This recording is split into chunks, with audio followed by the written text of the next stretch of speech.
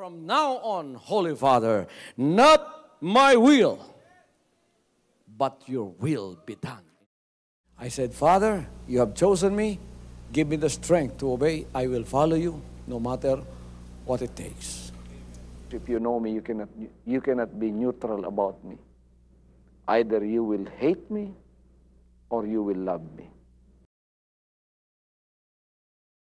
Because there is only one important business in the world. It is the business of salvation.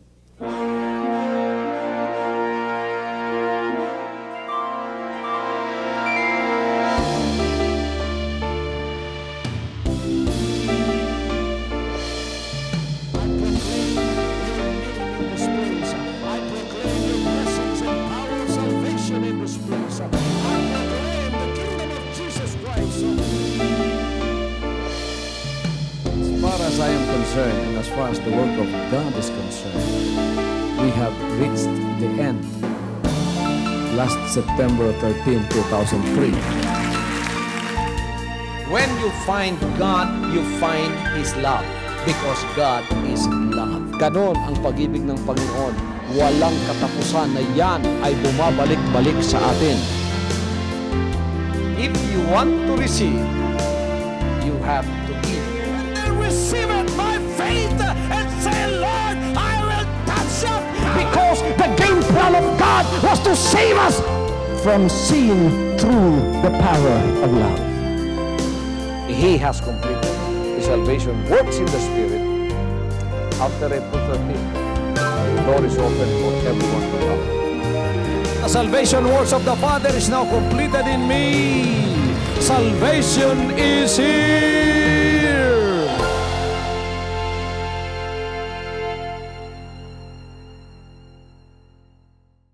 Ang ating pag-uusapan ay patungkol sa mga bagay ng Espiritu na maaaring idagdag sa ating mga paglilingkod sa Kanya.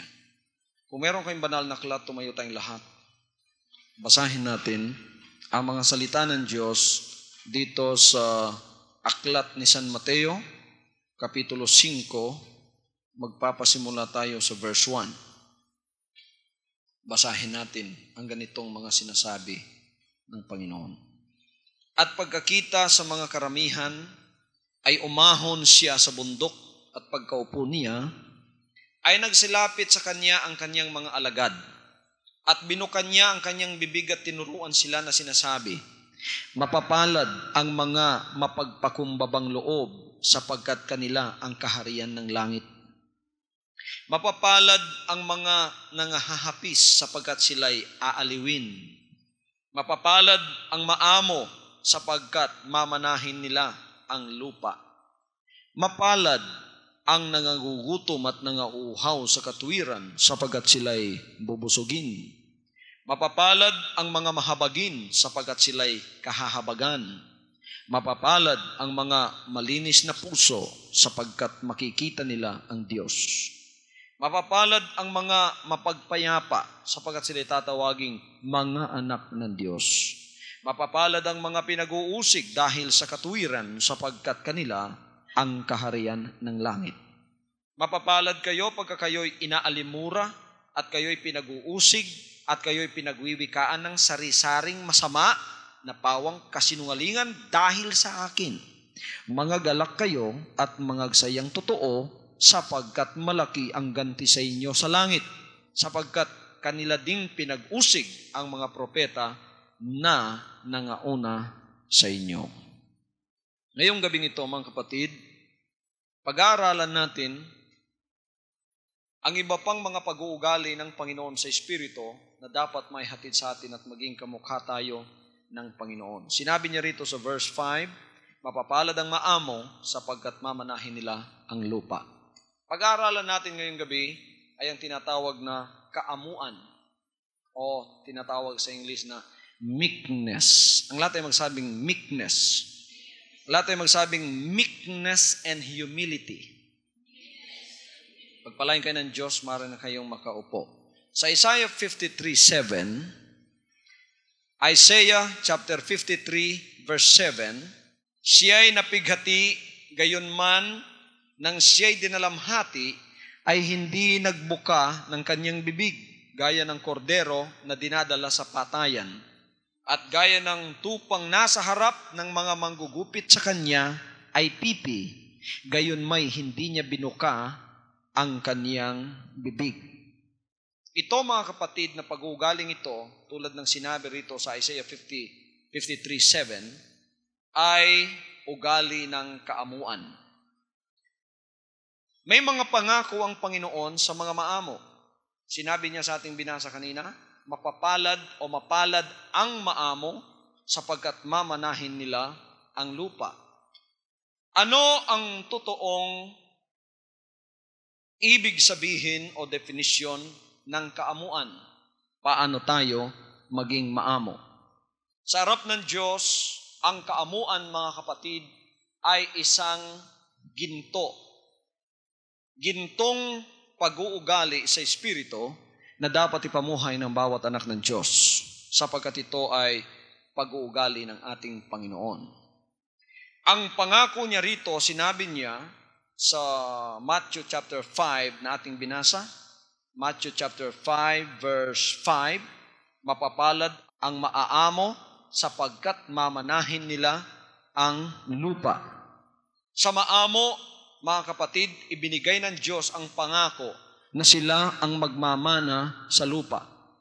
Ang lahat ng blessings sa lupa ay ibibigay sa mga maaamo. What do we mean when we say meekness? What is this attitude of meekness or these characteristics that characterizes the Lord? When we say meek, we mean mild of temper, not easily provoked or irritated, forbearing, submissive, and humble. This is the definition of Webster in our Webster's dictionary. But in the spiritual, what is the real meaning of meekness? Meekness means someone who has acknowledged God that He is the owner of everything that He has. Whether he has this, whether concerning physical, material, financial, or spiritual, he or she has acknowledged God already as the owner of everything, and He is just the steward. Pagka sinasabi nating maamo, kinikilala mo na ang Diyos ang may-ari sa lahat ng bagay na iyong tinatangkilik. At ngayon, mga kapatid, sapagkat siya ang may-ari niyan, ibinigay mo ang karapatan sa Kanya sa mga bagay na iyong tinatangkilik. Pamilya mo, trabaho mo, bahay mo, lupa, o anumang ari-arian mo, kahit mismong katawan mo o buhay mo. Kinikilala mo na ang Panginoon ang may-ari ng lahat ng bagay na yan. At sapagkat siyang may-ari, siya ang may karapatan. Kaya ang karapatan, isinauli mo lahat sa Kanya. Sinabi mo, Panginoon, kayo po ang may-ari ng lahat ng aking tinatangkilik. Kaya ang karapatan ay binabalik ko po sa inyo. Nang ibinalik natin ang karapatan sa Kanya, mga kapatid, anong ginawa ng Panginoon? Ibinalik niyang muli sa atin ang mga tinatangkilik natin. Lahat ng bagay na ngayon ay naririto sa atin. Isinauli ng Panginoon. Kinikilala mo na ngayon ang mga bagay na yan ay ipinahiram lamang ng Panginoon. Kung may pera ka, kung may bahay ka, kung may pamilya ka, kung may trabaho ka, kung may material na bagay na dumating sa iyo, kinikilala mo na yan ay hindi sa iyo, sa Panginoon yan. At ngayon ay binigay sa iyo, ngunit ang karapatan ay binigay mo sa Kanya. At saka ngayon, ano ang ginagawa mo sa mga bagay na yan? Sinasabi mo, Panginoon, gagamitin ko po ito nang ayon sa inyong kalooban, sapagkat hindi po ako ang may-ari ng mga bagay na ito. Hallelujah! Kaya yung bahay natin, ginagamit natin para sa ating sarili. Ngunit sa oras na kailanganin ng Panginoon yan, kahit gaano kahalaga sa atin ang bahay na yan, ibibigay natin sa Panginoon, sapagkat sa Kanya yan. Meron tayong sasakyan, ginagamit natin sa ating sarili, ngunit sa araw na kailanganin ng Panginoon yan, sinasabi natin, Panginoon, naririto po. Tayo, mga pamilya natin, ginagamit natin ang time natin para sa paghanap buhay. Pero sa oras na kailanganin tayo ng Panginoon, kailangan available tayo sapagkat hindi tayo ang may-ari ng ating sarili, ang Panginoon ang may-ari sa atin.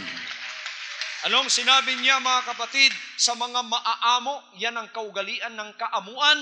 Pagka tayo ay maamo, sinabi niya, tayo ang magmamana sa lupa. Kaya mga kapatid, punong-puno ng blessings ang mga maaamo. Sapagkat ito ay sharing karakter o sharing pag-uugali sa Espiritu ng ating Panginoon. Ang sinabi niya dito sa Matthew 11:29, take my yoke upon you. Anong sinabi niya? Take my yoke upon you, for my yoke is easy and my burden is light. Take my yoke upon you and learn of me, for I am meek and lowly of heart, and ye shall find rest unto your souls. Pasanin ninyo ang aking pamatok at mag-aral kayo sa akin sapagkat ako'y maamo at mapagpakumbabang puso at masusumpungan ninyo ang kapahingahan ng inyong kaluluwa. Praise God. Yan ay attitude o isang pag-uugali sa Espiritu ng ating Panginoon. Siya mismo ang nagsabi. Ganon din ang sinabi ng banal na kasulatan kay Moses. Anong sinabi ng banal na kasulatan patungkol kay Moses? Kung babasahin natin sa Numbers chapter 12 verse 3, ganon din ang sinabi mga kapatid. Sinabi rito sa Numbers chapter 12 verse 3, now the man Moses was very meek above all the men which were upon the face of the earth. Tingnan ninyo mga kapatid, kaya mahal siya ng Panginoon. Ang lalaki ngang si Moises ay totoong maamong loob na higit kaysa lahat ng mga lalaking nasa ibabaw ng lupa. Maamo ito siyang alagad ng Diyos sapagkat siniraan na siya. Biro ninyo, si Moses mga kapatid. Siniraan pa ng mismong kapatid niya. Siniraan siya, nagrebelde yung kapatid niya sa kanya. Ngunit si Moses pinatawad pa at nanalangin pa sa harap ng Diyos na patawarin ang kanyang kapatid. Kaamuan ng loob, kalugod-lugod sa harap ng Diyos. Tingnan ninyo ang kaamuan mga kapatid. Ang mga taong maaamo ay parang mga kalapati sa harap ng Diyos. Ang kanilang mga pag-uugali. Kaya may proteksyon ang mga maaamo. Ang Diyos ang nagbibigay ng hustisya sa bawat isa sa kanila. Tingnan ninyo si Moses, kahit inalipusta siya, inalimura siya, hindi siya kumikibo at hindi siya nag-revenge. Hindi siya nag-retaliate. Yan ay ugali ng mga maaamo. They do not revenge, they do not exact revenge, and they do not retaliate evil for evil. Praise God. Maamo siya. Pinagsabihan siya ng masama ng kapatid niya. Ang mga maamo, aakusahan mo. Pagsasabihan mo ng mga masasama. Ngunit, lalo kanilang pagpapalain. Lalo nilang ibibigay ang sarili nila sa Diyos. Pagka maamo ka, mga kapatid, itinataas ka ng Panginoon. Pagka hindi ka naman maamo, mabagsik ka, at kinikilala mo lahat ng bagay sa iyo, ibababa ka na naman ng Diyos. Kung ikaw ay mapaghiganti, kung ikaw ay marunong masyadong magsalita ng masama sa iyong kapwa, ibababa ka ng Diyos isang araw. Ang mga maaamo, hindi man naghihiganti kahit sa salita, itataas sila ng Panginoon. Praise the Lord. Kaya kinakailangan natin ng kaamuan, ugali ng Panginoon yan. Pagka ikaw ay maamo mga kapatid, ang Diyos ay nasa sa iyo at siya ang nagbibigay direksyon sa iyo lalong-lalo na sa panahon ng judgment. Tingnan niyo Psalms chapter 25. Psalms chapter 25 verse 9. Ang maamo ay papatnubayan niya sa kahatulan at ituturo niya sa maamo ang daan niya. Hallelujah. Tuturuan ng Panginoon ang kanyang daan ang mga maamo at papatnubayan sila sa hatol. Sa panahon ng kahatulan, sila ay papatnubayan. Alam ninyo, ang Panginoon humahatol sa buong lupa. Kaya kung minsan may mga kalamidad na nangyayari, kahatulan yan. Pagka ikaw ay maamo, aalisin ka ng Panginoon sa kalamidad o sa kahatulan. Hallelujah. Pagka ikaw ay maamo, aalisin ka ng Panginoon sa mga kahatulan na kanyang ibinibigay sa mundong ito. Pagka naman ikaw ay maamo, tuturuan ka naman sa kanyang daan. Kaya maraming spiritual blessings ang maaamo. Isang araw, nakakita ko ng vision, sinabi, if you shall seek me, you shall find me in my way. Kung hahanapin mo ako, anak, matatagpuan mo ako sa aking daan.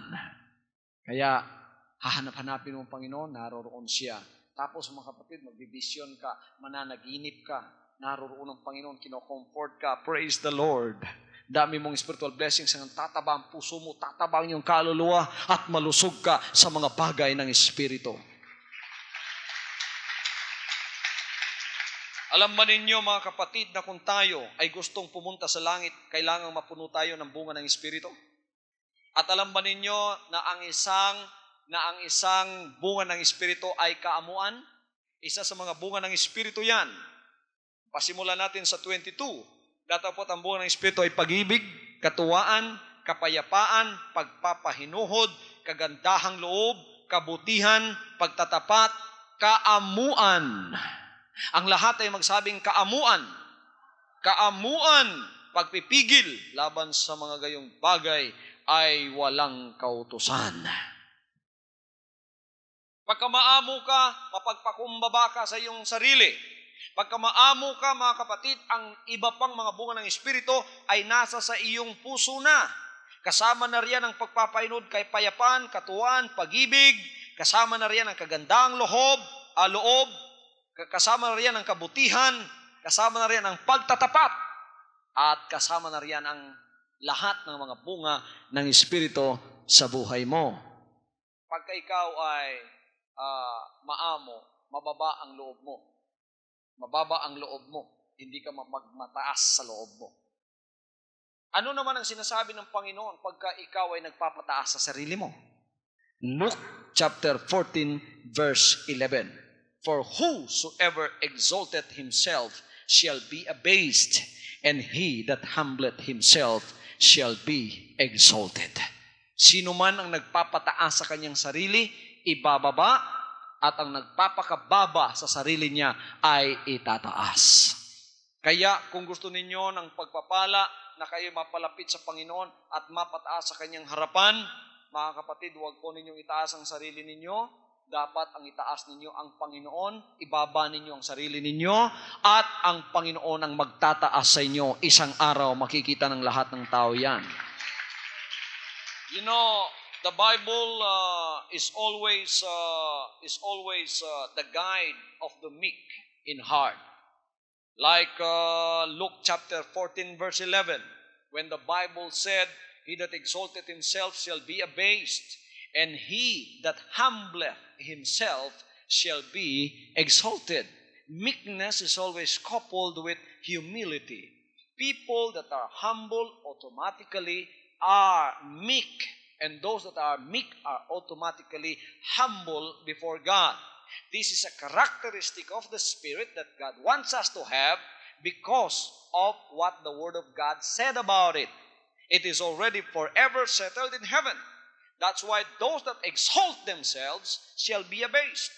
The Bible says that when we study the Bible, it tells us in Isaiah 14:12-14 and Ezekiel chapter 28 verse 17 that the spirit of exaltation is of Satan.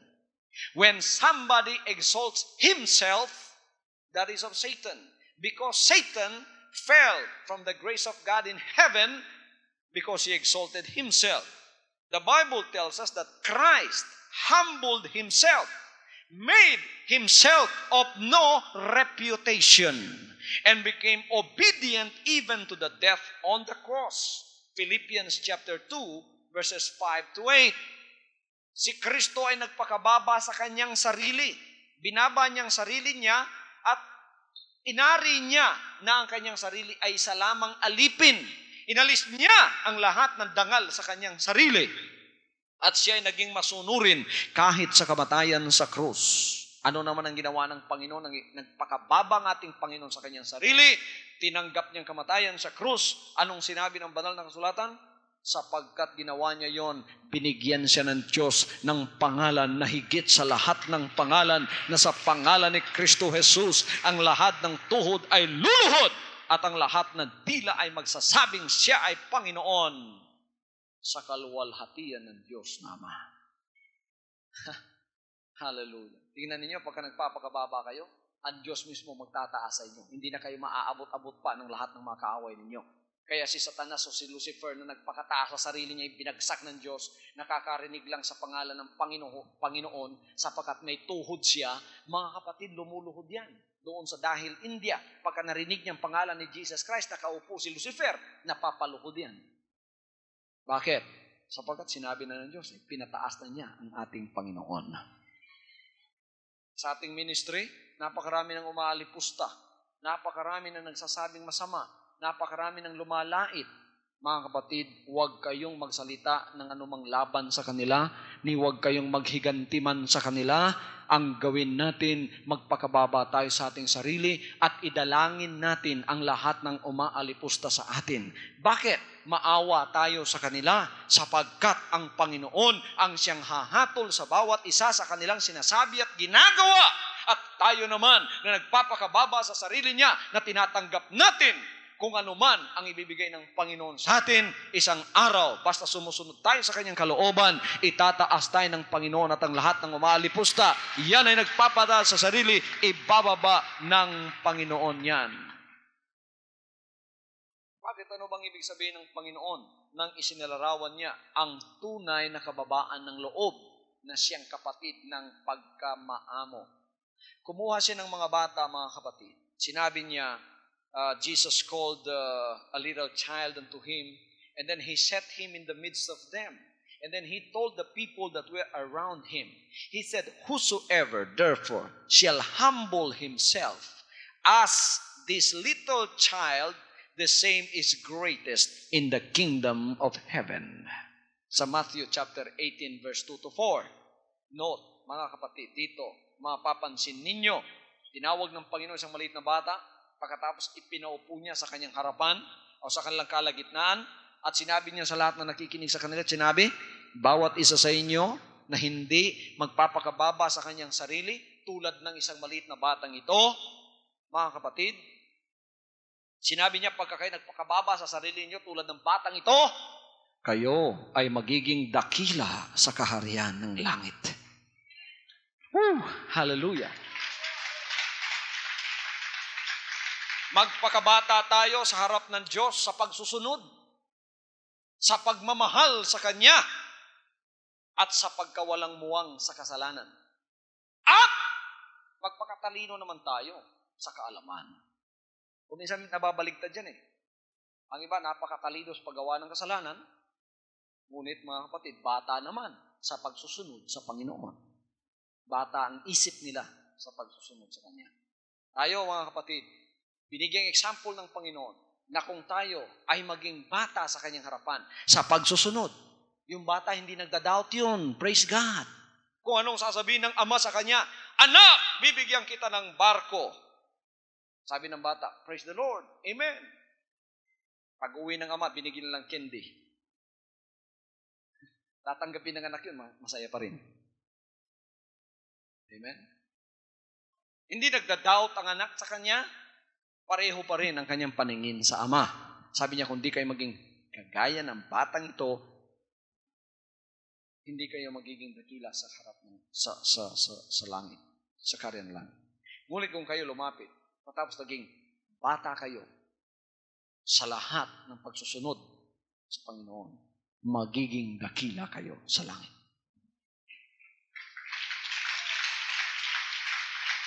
You know what humility means? Humility is the sister of meekness. You know what humility means? Humility is freedom from pride and arrogance. It's freedom from pride and arrogance. It's lowliness of mind. a modest estimate of one's own worth. It implies a sense of one's own unworthiness through imperfection and sinfulness, and consists in rating our claims low in being willing to waive our rights and to take a lower place than might be our due. It does not require that we underrate ourselves or our life worth. The humility of Christ was perfect, yet he had a true sense of the importance of his life and missions. Humility is like a tree whose root, when it sets deepest in the earth, rises higher and spreads fairer and stands surer and lasts longer, and every step of its descent is like a rib of iron. Ganyan, mga kapatid, ang kababaan ng loob na kasama ng kaamuan sa harap ng Diyos. Magsabing lahat ng meekness and humility. Give it to me, Lord.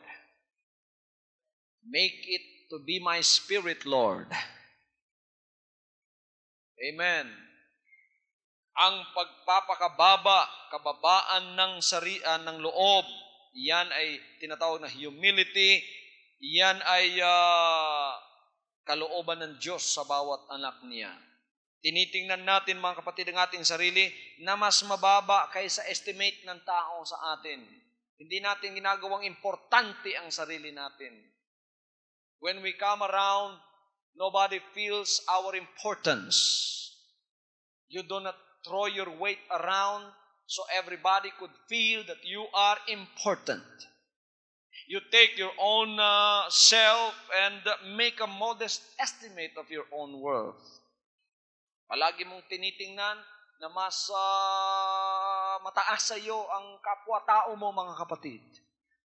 Tinuro ng Panginoon yan. Sinabi niya, pagka kayo'y pumupunta sa mga invitation, in-invite kayo, huwag kayong uupo doon sa pinakauna. Sabi niya, umupo kayo doon sa pinakahuli muna. Baka may dumating na mas pa sa inyo, alisin kayo sa harap, mapahiya kayo, at pagkatapos paupo nyo sa likod, mga kapatid. Pero sabi niya, pagka naroon kayo sa likod, kinuha kayo, pinaupo kayo sa harap, praise the Lord. Ang ibig sabihin, magpakababa kayo sa sarili ninyo. That is what the Lord meant in that. Pagka tayo, mga kapatid, ay may humbleness sa ating sarili, hindi natin ina-underrate ang trabaho natin. Ngunit hindi naman tayo nagiging butete na parang hangin na lang lahat ang nasa sa atin, at kung minsan masyadong malaki ang paningin natin sa ating sarili. Hindi yun ang inutos ng Panginoon na tingnan natin ang sarili natin na mas importante kaysa iba.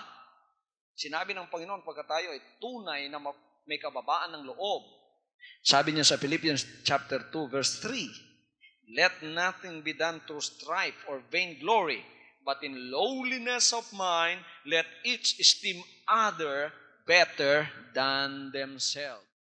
Okay.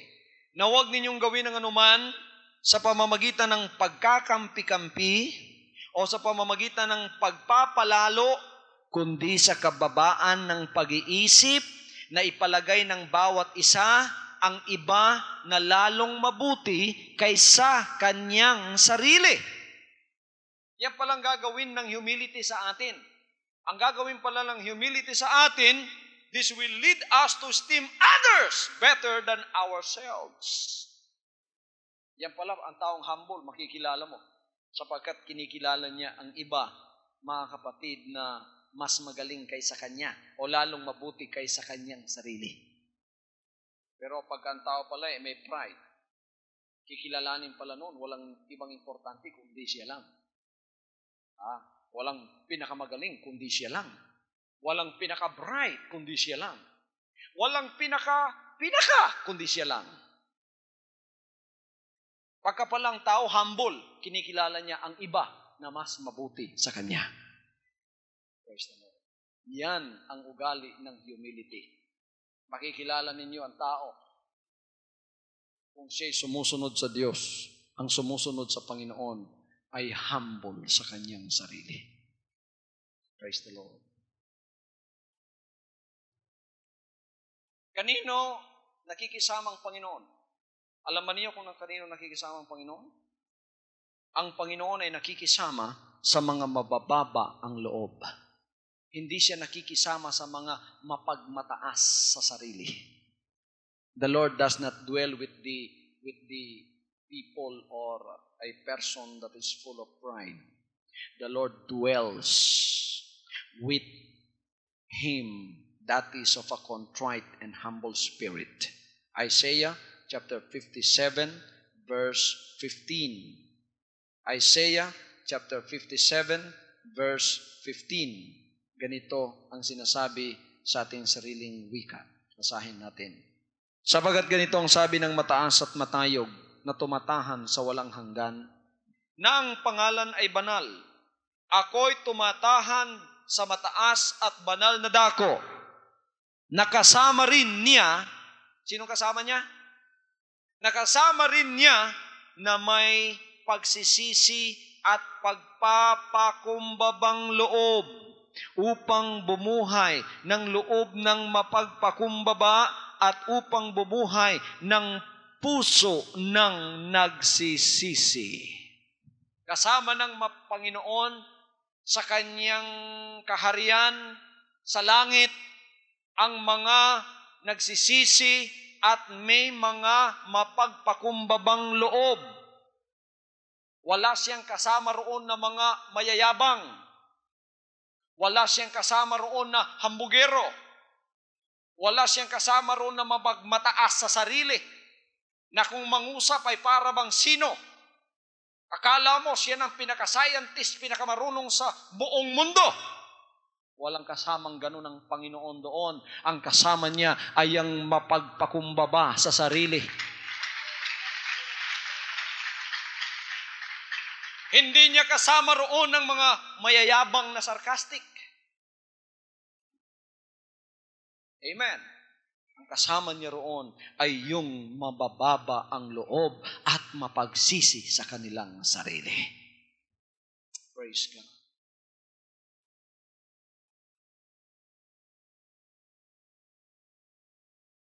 Kaya tayo mga kapatid, pagka meron tayong kapatid na medyo nagkakamali sa kanyang sarili, ano ang espiritong sinabi ng Panginoon na kailangang gawin natin upang siya ay mapanumbalik sa kanyang pananampalataya? Sinabi sa Galatians chapter 6 verse 1, Brethren, if a man be overtaken in a fault, ye which are spiritual, restore such an one in the spirit of meekness, considering thyself, lest thou also be tempted.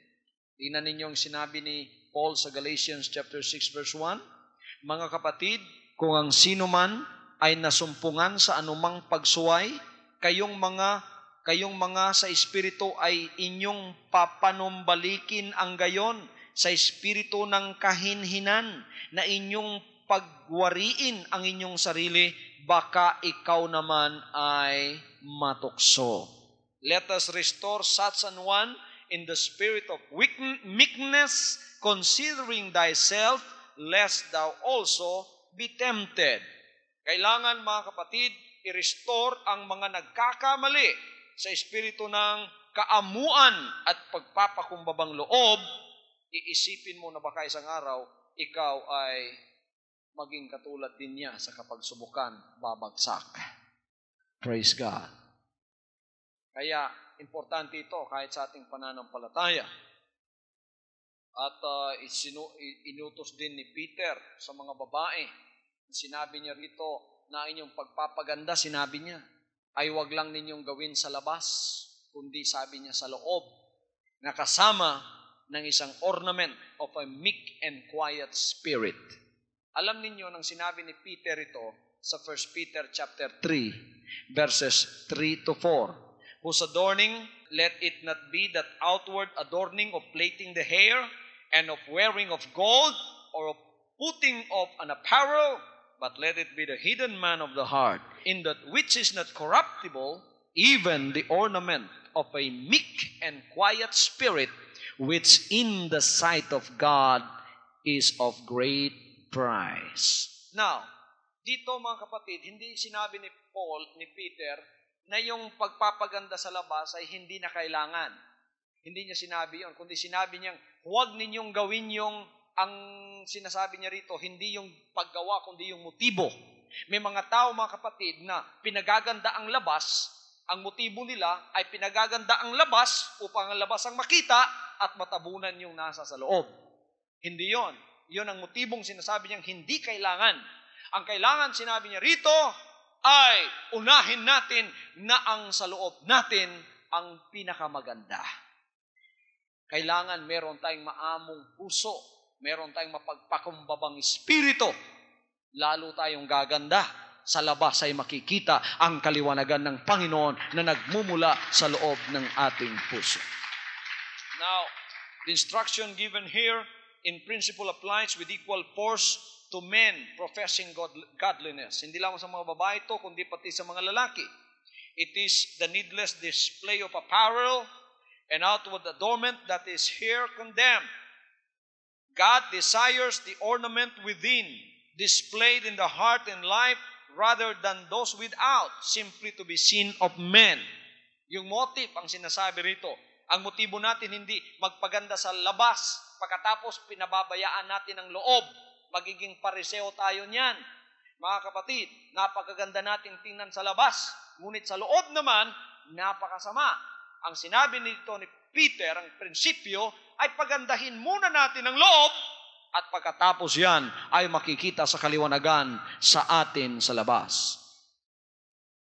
Amen. Neatness in dress is not discouraged here. Neatness in dress should characterize a child of God. Kailangan malinis na malinis talaga tayo sa labas. Ngunit ito ay nagmumula sa loob. Ang ibang linis-linis nila sa labas, pero sa loob naman, ang dumi-dumi. Malinis na malinis sa labas, pero pagka nagsalita naman, parang putik sa imbornan.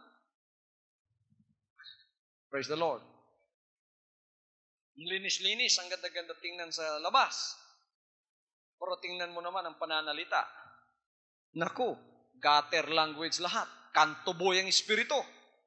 Palaaway pa. Di ba may mga taong ganyan, mga kapatid? Nagpapaka-Kristiyano, no? Pero ang pariseo naman. Ang dami namang sungay. Linis-linis niya sa labas, pero sa loob naman, ang dumi-dumi. Palaaway ang espiritu. Madaling magsalita ng paninira. Madaling mag-condemn. Madaling humatol. Hindi kailangan yon. Sinabi ni Paul, kailangan, si Peter, sinabi niya, linisin muna natin ang loob. Magpakababa tayo at ating ibihis ang kaamuan sa espiritu. Bakit tayo, mga kapatid, sinabihan niya na kailangan magpakababa sa ating sarili? Sapagkat mayroong plano ang Diyos sa atin. Sinabi niya sa 1 Peter chapter 5 verse 6, humble yourselves therefore under the mighty hand of God, that He may exalt you in due time. Nako, napakaganda ng sinabi ng Panginoon sa plano niya sa ating buhay sa 1 Peter chapter 5 verse 6. Kaya't kayo'y mangagpakababa sa ilalim ng makapangyarihang kamay ng Diyos upang kayo'y Kanyang itaas sa kapanahunan. Magpakababa tayo sa harap ng Diyos. Anong ugali ng mapagpakumbaba? They do not exact vengeance. They do not retaliate. Instead, they pray for them that despitefully use them. Instead, they pray for them that says all manner of evil against them. Hindi sila nagre-revenge. Hindi sila nagre-retaliate. Hindi mapusok at mapaghiganti ang kanilang puso. They do not render evil for evil. Eye for an eye, tooth for a tooth. Hindi na ginagawa yun. Nagpapakumbaba sila. Kahit nalalamangan sila. Kahit hindi nila kasalanan, pinapatawan sila. Hindi naman sila martir. Kundi talagang sila ay maamo sa puso at ang lahat ng kahatulan ay ibinibigay nila sa Diyos. Bakit? Sapagat isang araw, alam nila ang kahatulan manggagaling sa Panginoon. Anong sabi ng banal na kasulatan? Vengeance is mine. I will repay, saith the Lord. Hallelujah. Gusto ng Panginoon sa ating ministry, ganun din ang pag-uugali ng ating ministry. Kahit tayo inalipusta, inalimura, inuusig, pinagsasabihan ng lahat ng mahahalay na mga bagay, gusto ng Panginoon tayo magpatuloy na magpakumbaba sa sarili natin, sa ministry, at magpakumbaba pa rin sa harap ng Diyos, at bagkus na tayo ay magsalita ng laban sa mga nag-uusig sa atin, ang gawin natin, ipanalangin natin sila. I-mention ang kanilang pangalan sa panalangin at sabihin, Panginoon, patawarin mo po siya, liwanagin mo ang kanyang isip. Panginoon, bigyan mo po siya ng daan ng kaamuan na maging katulad namin siya sa kaligtasan. Baka siya ay maliwanagan pa at maramdaman ang inyong espiritu at magbago sa kanyang buhay at siya ay makasama namin sa kaligtasan. Pag kami gumagawa sa inyo ng pag-alimor at pag-alipusta, hindi nagbago, kahit idinalangin na ninyo, siguradong darating ang katulan ng Diyos. Alam niyo, mahirap pumalo ang Diyos. Pagka namamalo ang Diyos, ginagamit niyo mga kapatid, kuminsan puno ng niyog. May pinalo ang Diyos sa ministry natin. Idinadalangin natin, hindi siya nagbabago, inalipusta niya, inalimura. Habang nagtatanim sila ng palay, pero isang puno ng niyog, mga kapatid, humangin na tomba yun. Kung saan siya tumatakbo, yung puno ng niyog, hinahabol siya. Hanggang sa hindi na siya nakaiwas, tinamaan ang likod niya, talagang pisa ang likod niya. Namumud pa siya sa tubig, kaya nalunod, patay. Kasi hindi niya tinanggap yung mga piling ng Panginoon sa kanya. Kaya maawa kayo doon sa mga umuusig. Maawa kayo sa nagsasalita ng masama. Magpatuloy ang kaamuan natin sa harap ng Diyos. Magpatuloy ang kababaan ng ating loob sa harap ng Diyos. Hallelujah, hallelujah. Sabi niya rito, ibaba ninyo ang sarili ninyo sapagkat may plano ang Diyos sa inyo. Itataas niya kayo. Dito sa Jesus Christ Ministry, marami bang umuusig sa atin? Napakarami. May nagpa-fasting pa at sinasabi, bumagsak sana si Kibuloy, Panginoon. Nagpa-fasting and prayer kami para si Kibuloy. Hindi umasenso, Panginoon. Ibagsak mo yan, sa demonyo yan, Panginoon. May congregation, talagang nanalangin na bumagsak tayo. Siguro mga 50 ang members nila. Maliit-liit pa ang membership ng Jesus Christ noon. Naku, sira ng sira. Sa radio, sira ng sira. Halabira. Ginawa natin, dinalangin natin siya. Dinalangin natin lahat ng umusig sa atin. Hindi tayo nagiganti sa kanila. Minsan sumasagot tayo sa katwiran, hindi nagiganti. Wala tayong vengatibong espiritu. Kundi dinadalangin natin siya. Alam niyo mga kapatid, araw-araw pinagpapala tayo ng Diyos. Ang ministry ng Jesus Christ, araw-araw tumataas. Yun namang naninira, araw-araw naman parang naskumunoy. Pagka siya kumikilos, bumababa siya at hindi na makaahon. Pagka nanira na naman siya, baba siya, hanggang dito naman putik. Nanira naman siya, hanggang dito na naman ng putik. Sumira naman, hanggang dito ng putik. Nung dito na, nakahalata na siya. Anong sabi ng isang elder niya? Pastor, hindi mo ba nahahalata ang nangyayari sa atin? Sira tayo ng sira kay Kibuloy. Si Kibuloy lalong pinagpapala ng Diyos. Bakit ko alam? Kasi araw-araw dumadaan ako dyan sa diversion road. Pinagpapala siya. Ngayon, nasa television na. Tayo naman, ang membership natin na 50, kumukunti araw-araw. Hanggang ngayon, 7 na lang tayo.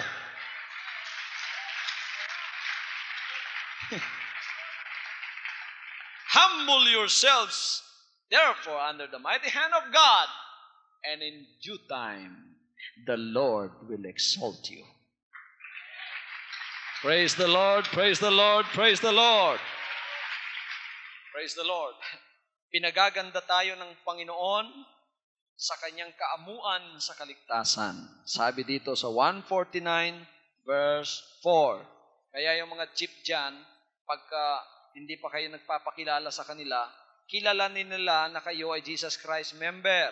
Bakit? Sapagkat pinaganda kayo ng Panginoon sa espiritu ng kaamuan. Hallelujah! Psalms 149 verse 4. Sapagkat ang Panginoon ay nalulugod sa kanyang bayan, kanyang pagagandahin ng kaligtasan ang maamo. Pagagandahin niya tayo ng kaligtasan. Tayong mga maaamo, pagagandahin tayo ng Panginoon ng kaligtasan. Kaya araw-araw tumataba yung puso mo, inaalipusta ka, inaalimura ka, hindi ka naunawaan sa paglilingkod mo. Ngunit tuwing gabi naman, kung ikaw ay dumadalangin, ang audible voice ng Diyos, naririnig mo, sinasabi, anak, mahal kita. May mga revelation ka sa Espiritu, napakaganda, tumataba yung puso mo. At pagkatapos malayo ka pa, nakikita ka ng sumasakay ka sa jeep, mga kapatid, di ka man nagpakilala. Anong sabi ng mga tao sa'yo? Oh, Jesus Christ member, alin na kayo? Bakit kilala nila tayo? Sapagkat sabi nila, iba kayo magaganda kayo, lalaki at babae. Bakit? Maliwanag tayo sa harap ng Diyos. Tingnan ninyo mga kapatid ang maamo. Yung maamo, tingnan yung mukha ng maamo. Tingnan yung mukha ng maamo. Maliwanag, ano? Kahit matanda, bumabata siya. Kahit puti yung buhok niya, hindi mo nakikita ang puti. Maganda. Kahit kulubot yung mukha niya, maliwanag, maganda tingnan. Pero tingnan ninyo yung mga mapagmataas sa sarili, yung puno ng pride. Kahit batang-bata, parang may sungay. Madilim. Ang mukha, mga kapatid, talagang parang kumakain ng tao. Pumapangit ang mga mapagmataas. Nagiging maitim ang mukha nila. Oh.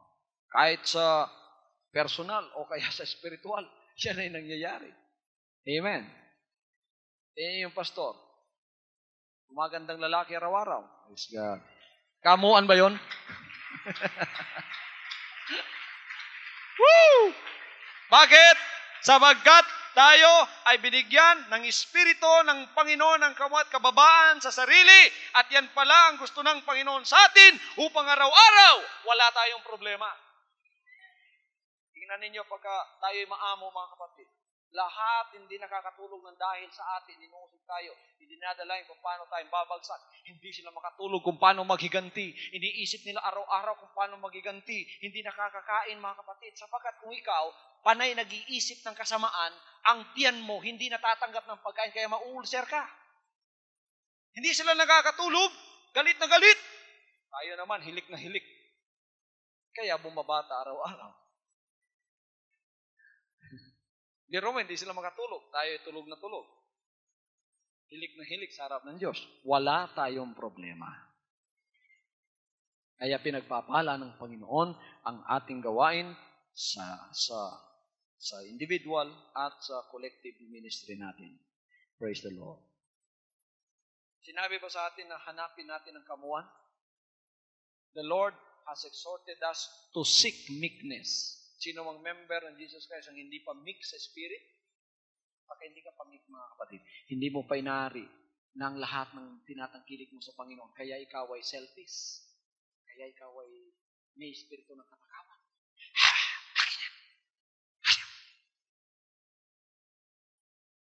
Sakim ba? Sakim.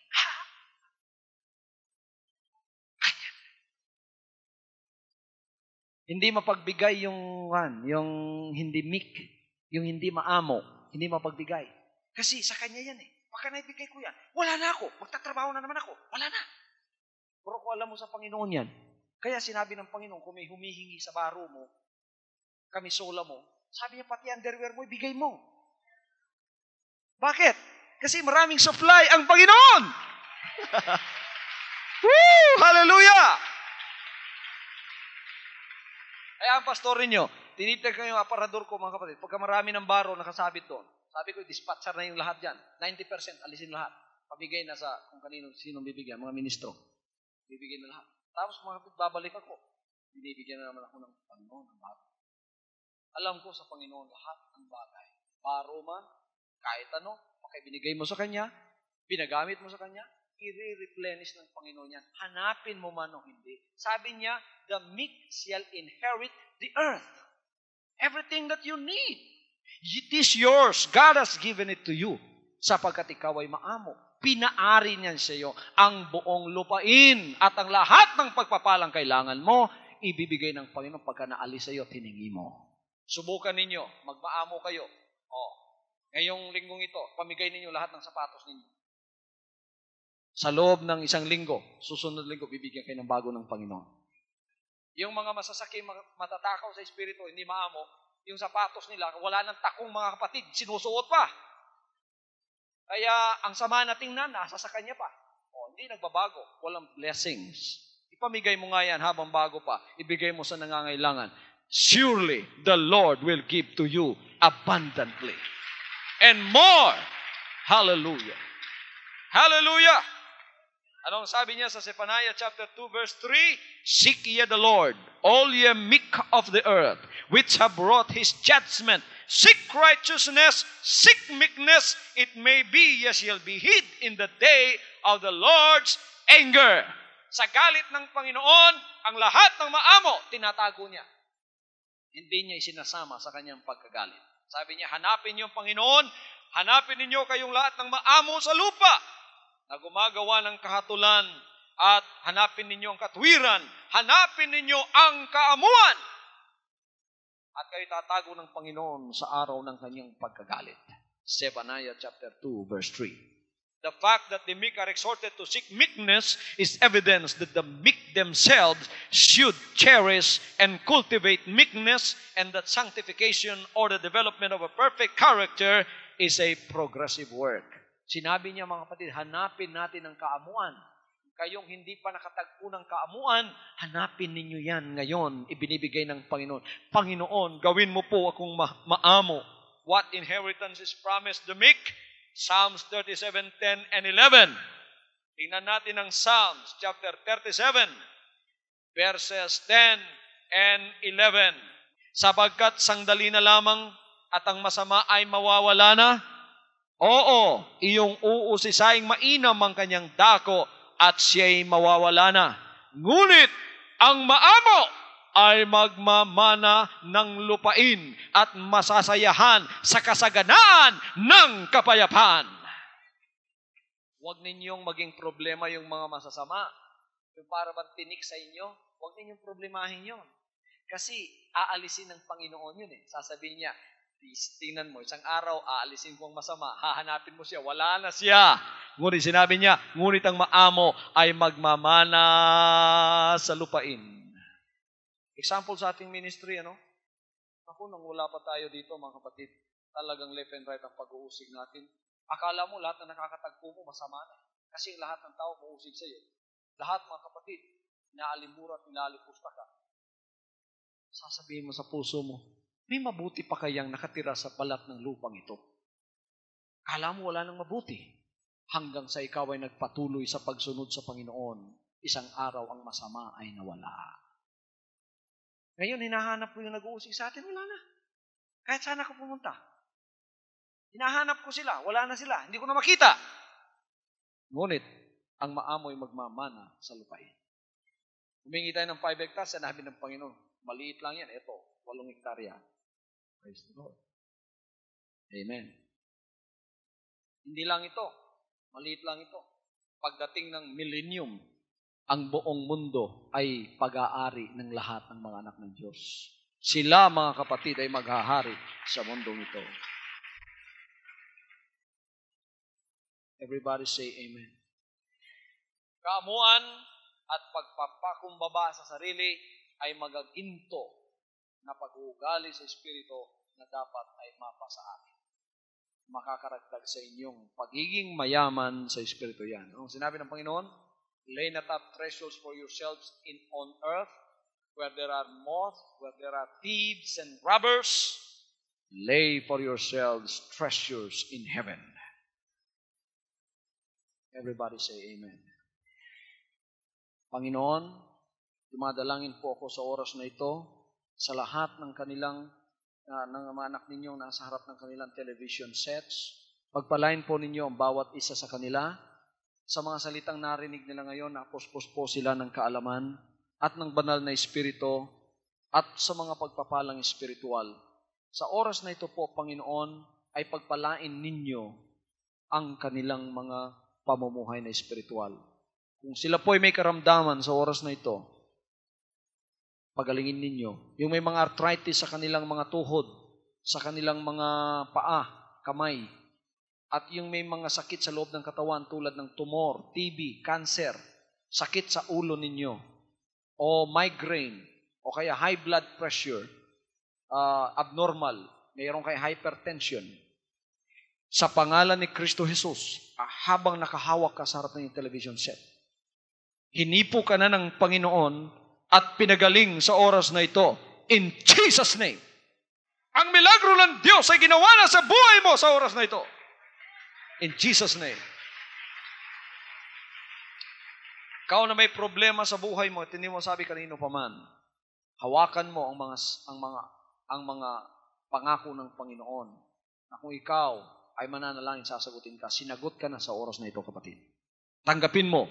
Huwag ka nang malungkot pa. Magsaya ka sapagkat ang iyong problema ay tinugunan ng Panginoon. Merong taong dumarating at siya ay gagamitin ng Panginoon para sa iyo. Lalong-lalo na yung may financial na problema. In Jesus' name. Ikaw naghanap ng kaligtasan, nakatali ka sa demonyo ng kasalanan, ng bisyo. Pinuputol ng Espiritu ng Panginoon at kapangyarihan niya ang lahat ng tali sa iyong katawan. Ang lahat ng tali ng bisyo, kasalanan. In Jesus' name, matatagpuan mo ang kaligtasan mo sa oras na ito. Pagpalain ka ng Panginoon sa pangalan ni Kristo Jesus. Tanggapin mo ang iyong kaligtasan. Pasalamatan mo ang Panginoon. Purihin mo siya sapagkat gumawa siya ng kababalaghan sa buhay mo sa oras na ito. In Jesus' name, the blessings of the Lord be upon you right now. Amen.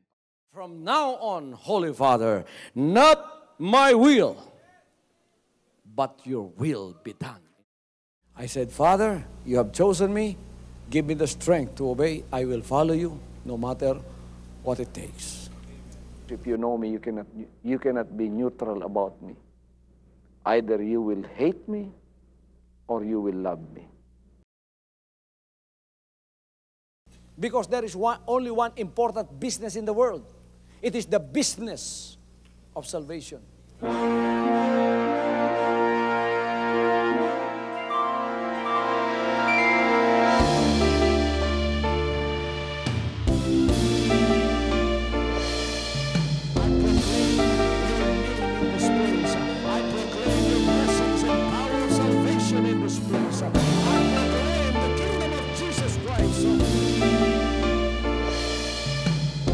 As I am concerned, and as far as the work of God is concerned, we have reached the end. Last September 13, 2003. When you find God, you find His love. Because God is love. Ganon ang pag-ibig ng Panginoon. Walang katapusan na yan ay bumabalik-balik sa atin. If you want to receive, you have to give. Receive it by faith and say, Lord, I will touch you. Because the game plan of God was to save us from seeing through the power of love. He has completed. His salvation works in the Spirit. After April 13th, the door is open for everyone to love. The salvation works of the Father is now completed in me. Salvation is here.